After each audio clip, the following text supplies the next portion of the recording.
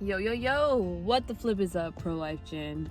It's your girl Melanie making this video. I'm making a vlog for you guys, and I will be showing to y'all a day in the life of a sidewalk advocate. So I just got out of class not too long ago. Galaxy dropped me off at my car. Shout out to Galaxy. Wear your seatbelts and let's get on it. Let's go head over to the sidewalk. See you in a bit. So I just made it here to our pro-life parking safe house, safe space. We as pro-lifers are not allowed to park neither in the Planned Parenthood parking lot nor in the Pregnancy Resource Center parking lot right across the street, because clearly we're not allowed to park in Planned Parenthood's parking lot. We are not their clients. And we're not allowed to park in the pro-life center parking lot because we wouldn't want women to know that that place is explicitly pro-life. So if they see our pro-life bumper stickers, like, wait a second, something's going on here. Anyways, I just parked at our pro-life safe haven parking space. I'll get out and show y'all in a moment what it looks like and explain a little bit more about it. But before I do that, check out this design of my sunscreen. I was spraying my sunscreen spray and putting my sunscreen on myself while I was driving, and then I noticed that doesn't this kind of look like a 4-week or like 3-week-old embryo? Oh, cute. I'm not gonna rub it in until I can show it on camera. Anyways, yes, I apply sunscreen before going out on the sidewalk because wear your sunscreen, people. The sun is not your friend. Okay, on to the next bit. Also want to share one more thing before I get out of the car. Every day, every time when I'm scheduled to work as a sidewalk advocate, I spray holy water on myself. Because y'all, if you don't already know this, the devil absolutely loves abortion. Why does he absolutely love abortion, you ask? Well, the devil absolutely loves abortion because it takes away the most precious thing, life. It takes away the opportunity for someone to get to know and love God. So, that is why he loves abortion and he hates me. He hates us pro-lifers who want to end it and make it something that's not thinkable nor thought to be necessary. Alrighty, so every day you have to adjust to what kind of weather it is. So it's been kind of looking like it's gonna rain today, so I brought my umbrella because I'm standing outside. I brought a raincoat kind of jacket thing, and I also brought just a plain sweater. I'm thinking I'll just stick with the raincoat because it'll double as both like a sweater and in case it rains. Although I feel like it kind of clashes my outfit. No, it goes good with it. Goes well with it. Yeah, so on to the next thing. We pro-lifers park. That is right, and we are right down the street from Planned Parenthood over there, and the Pregnancy Resource Center is over there. So this kind of pro-life family went ahead and put out gravel, on the ground, which allows for us to park here legally. We have a space, and this neighborhood that's behind Planned Parenthood has many of these no parking signs precisely because of pro-lifers coming and parking all the time. But thanks be to God for this awesome pro-life family who is so extremely supportive. I'm so thankful for this because I remember in the past we would have to park like at a random restaurant down the street or at a random senior center right across the street. But this allows for us to safely park on someone's private property, and nobody can say nothing about this because this is private property. Okay, now we begin the walk to the sidewalk and to check in. Jerry and I joked about maybe one day this will be our house, maybe when we're married. And honestly, I'm not opposed to it. I really like the idea. See, no parking anytime. I would love to live here specifically just to be right behind Planned Parenthood and just have such easily accessibility to not only be on the sidewalk and stand for life, but also help out with the Pregnancy Resource Center and the Coalition for Life. So here we go. Now, here we are at a woman's haven. Free ultrasound, free pregnancy test right here, right now, ladies and gentlemen. And whereas across the street, our friends at Planned Parenthood charge $380 for an ultrasound. And over here, you get that for free, honey. Now, about to go in. So this is my awesome co-worker, Elizabeth, Liz for short. We're here on the sidewalk in front of Planned Parenthood. So if you are a Western Latin Rite Catholic, not only was this past Wednesday the beginning of Lent, but this past Wednesday was also the beginning of 40 Days for Alive. So most of the time we're out here alone or with like one person who's praying for us. But throughout the duration of 40 Days for Life, we will be having more presence here on the sidewalk. People praying for us, people praying for the abortion workers, for the end to abortion, all the women and families coming here. So this fence went up on the day of Ash Wednesday, the first day of 40 Days for Life. And this was not here the first few weeks. No, it was great before. When we were in operation.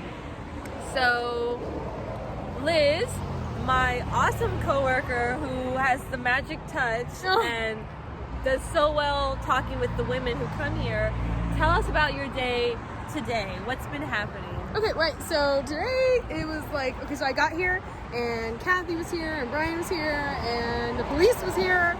And the police came up and was like, don't block the driveway here, don't block the driveway. You guys are blocking the driveway because of the fence. We can't get through the fence. So one of the cops, there was two cops. One of the cops, he was like, okay, don't block the driveway. You know, here's this red ticket. I'm like, okay. All right. And then you got ticketed? Well, no. It wasn't a ticket. It was like a warning thing. Anyway, for disturbance. We were in disturbance. That was like addressed to you? No. That was addressed to all of us on the sidewalk. I was like, why? Anyway, so. But nobody was blocking the driveway. No, we were right here. Okay. Right here. It's not blocking the driveway. That's strange. So, the second cop came out and so many people are waiting right now. Probably because there's more people here than just one of us. Yeah, right? Okay, go on. Anyway, so the second cop comes out like 10 minutes later and he's just like, yes, ma'am. Women's Haven? Yeah. Let me get you one. Here. So the second cop comes out and he's just like, hey, and it was just been me at this time, so the second cop, and he was just like, hey, just want to let you know, you guys are doing great work out here. You're not blocking the driveway, just make sure that you don't. And it's okay that they're here, but the fence, that's not legal. And I was like, I know, it's public property. And she was just like, the public property line, and we have the property lines, it goes up to here. And as you can see, the fence extends back there. So we were told that Planned Parenthood got special permission from the city of San Antonio to extend it. Like, it's even on the public sidewalk. Anyways, totally blocking. Anyway, and he was just, I was like, yeah, I know it's on public property. He's like, oh, well, those bags for sure. I was like, yeah, it was city approved. And he was like, so he's like, well, these sandbags, they're not, he said something about like the weight or something, that they're not supposed to be here or something like that, or something about it was illegal. So he's been here 3 times and he's currently here talking to Planned Parenthood to try to get them to move the fence and move these bags until they get it correctly, you know, put or whatever, like you're supposed to, something about the bag, I don't know. But he's talking to Planned Parenthood trying to figure out how to get rid of the fence. So nice. Very good cop. Sounds like a good cop. Every time he comes in, he waves and he's just like, and I'm just like, hello. Sounds like a good cop. Very good cop. Doing his duty, like, hey, that's an illegal fence. And he was like, you guys aren't, you know, disturbing people. Go ahead and keep talking to people. You guys are doing a great job. I was like, thank you, officer. Looks like, oh, that's someone here for mission therapy. Doesn't look like. a woman like, here she for can't be pregnant. for Planned Parenthood. Anyway, so I got 3 referrals. And then this one I've only gotten one ever. Like I've only ever gotten one. I lost track of how many I got. So when I got a lot. so when we say referral as Sidewalk Advocates, what are we referring to? We mean that we got them to come from Planned Parenthood to a women's haven and decide to keep their baby. Yeah. So, I know we've officially had five lives saved. Officially. Really? Yeah. Dang. But unsure about the other ones. And I will say this too, even if turns out a woman isn't pregnant or a false pregnancy or whatever, we still took business away from Planned Parenthood. Like, Yeah. even if we didn't get a baby saved, like a life saved and a woman took to business real away. help, we took business away. Which I remember in one of our trainings, we were taught, like, you only need to decrease their clientele by what, like 10%. by like 10% And then they can shut down. in order for them to need to like shut down. So 10%, y'all, pray. So that's the minimum amount that we need to hit in order to shut down Planned Parenthood Babcock Road. Yeah. And then because the idea was oh, that's a woman being driven. It's a drop off. Here we go to action. So I'm in the yellow vest, and we wear the yellow vest as a way to seem distinct, to seem like I am here to advertise, to let you know about the free services right across the street. So Liz is not wearing the yellow jacket, but like I said, she has the magic touch. She is bomb with getting the women to go across the street, whereas I'm bomb at dialoguing and apologetics with defending the pro-life position. But as I've talked about in the past, dialoguing on the topic of abortion is much different when talking to an abortion-minded woman or a woman seeking Planned Parenthood services. Two different types of conversations. Two different ways of talking. You're not going to come at an abortion-minded woman with your pro-life apologetics. So, also, I will say, Jaime reminded me earlier today that when women see people praying outside of an abortion facility, the statistics of the abortion rate drop, or women are less likely or more hesitant to get an abortion. So did the girl hear you? How was your interaction? Okay, so she heard me, and then she looked at a women's haven, and then she looked at her mom, and then her mom was like, go inside. Okay. But there's still hope because we got the message across. Sometimes they go in there and they hear how much an ultrasound will be. I think ultrasounds are only today because we've done a lot of couples. And I haven't seen the abortionist, so I think there's a lot of couples coming in today to see when they want to have an abortion. So that's what it's looked like all day. So you're like, what? No abortions. Thank God, no abortions. It broke my heart. And what did you see yesterday? There was a lot of girls that went in that were pregnant, but there was one right at the end of my shift, and she had a little baby bump. You could see the baby, and she was just holding her baby bump and just crying, and her boyfriend was just kind of like walking like, whatever. And I was like, what the heck? Like, Maybe she had a miscarriage, you know?